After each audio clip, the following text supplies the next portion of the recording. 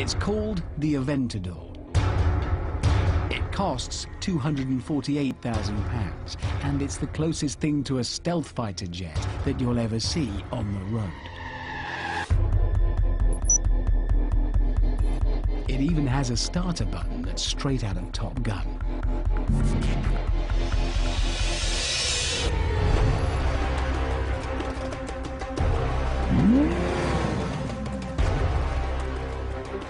The current boss of Lamborghini said recently that in the old days, the order of priority for Lamborghini was top speed, acceleration and handling, in that order.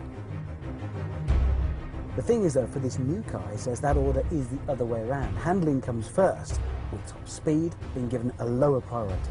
So let's find out just how low a priority that is, shall we?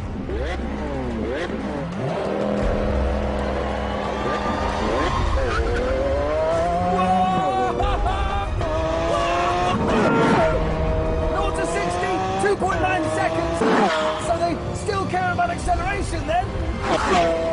220 kilometers an hour? 250? 260? 270? 280 kilometers? Oh! 290 kilometers an hour? Oh my God! Oh, okay, and relax.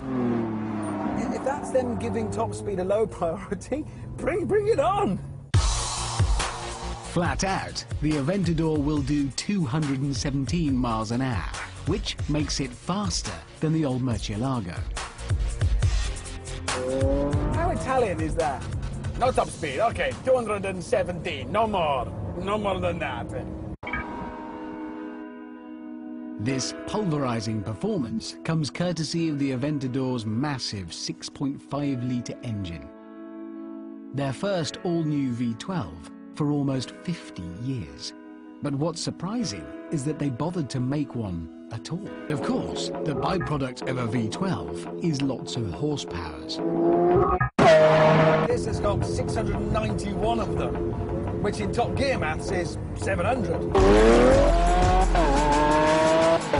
That power is fed to all four wheels through a unique design of flappy paddle gearbox.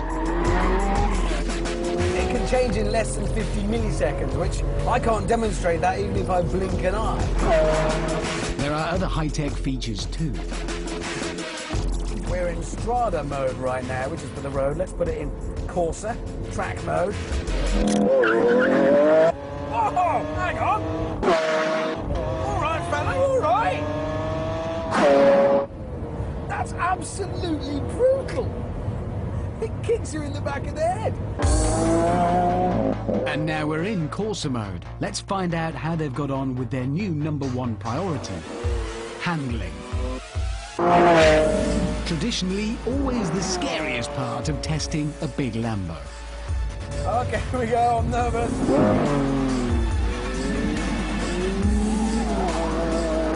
Okay. Still on the track.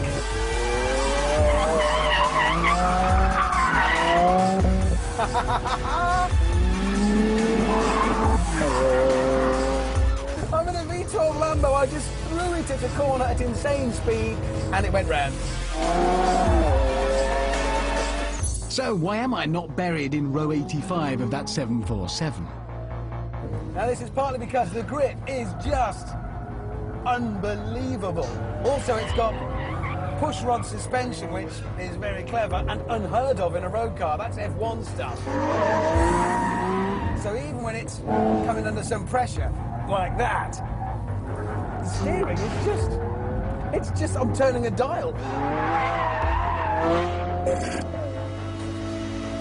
So whilst the Aventador looks as Miami Vice mental as everything else in its family tree, it's now a serious player. The noise it makes is spirited rather than deafening. The chassis is made from carbon fibre, not pig iron.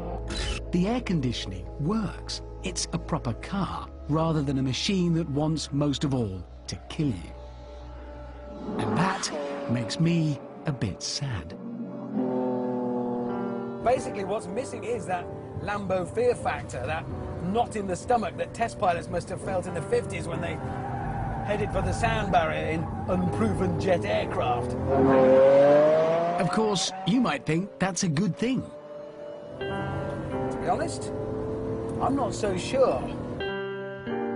If a big Lamborghini is all about pantomime, drama, theatre, which it is, then I want people watching not just to go, wow, that's a stunning looking thing. I want them to look at me inside and think, oh, there goes Chucky Yeager Hammond. He's brave.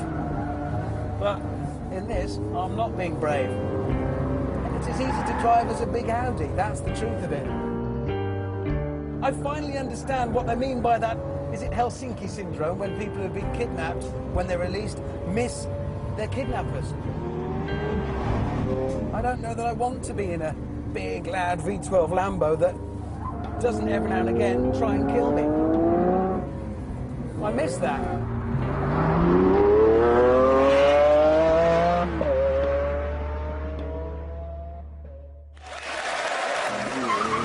And he's off.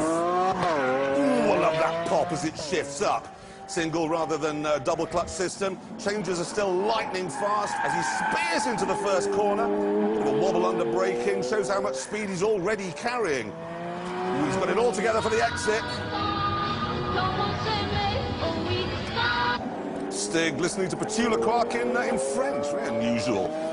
Clean through Chicago, coming up now to Hammerhead. Despite the carbon fibre construction, this is still a big, heavy car. Will it get out of shape? No, not a bit of it. None of the traditional Lambo flamboyance there.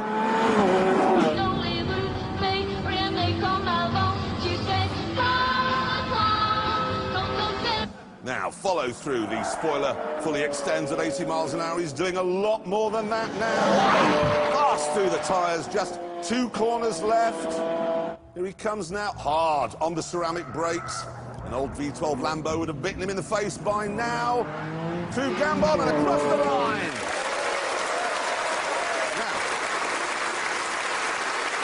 Now, if we look here, this is the old Lamborghini, the Murcielago, the LP 670, did it in 119. Here's the Aventador.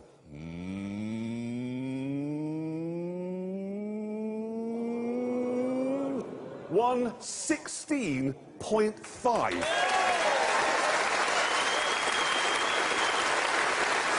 That's interesting, isn't it? So it looks absolutely fantastic. And it's faster around our track than a Bugatti Veyron Supersport. And I think it's clear now why Hammond and May hate it so much. There's no idea. He knows what